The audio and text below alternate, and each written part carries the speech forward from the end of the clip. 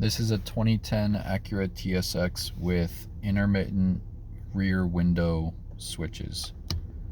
When you try to press to move the rear window specifically up and down, sometimes it takes a few seconds to a minute before anything will actually happen.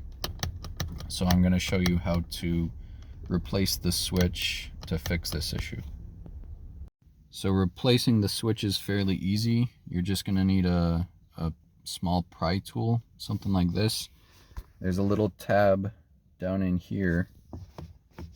You can reach in there, pop the back up, and then come around to the front.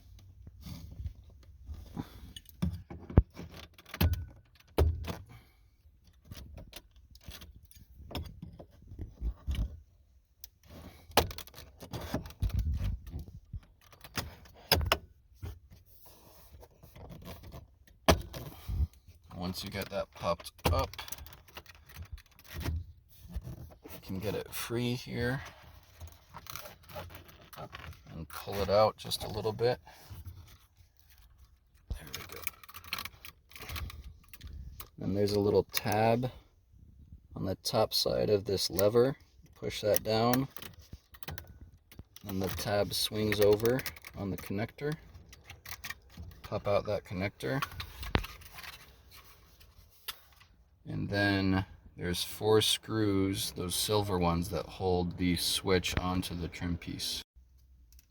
This is the new switch that I have already installed in there. I just went to my local junkyard and was able to find this from another 2010 Acura TSX. And it was just about 20 bucks. And reinstalling this is just going to be the reverse order. You're just going to plug the connector back in here, swing that clip over. So to get this clip back in place, you have to make sure the wire loom is on the outside of this plastic ridge here, and then just pop that back in place, and then you just put the trim piece back in here, line up the clips, and push it back down into place. And now the rear windows work immediately.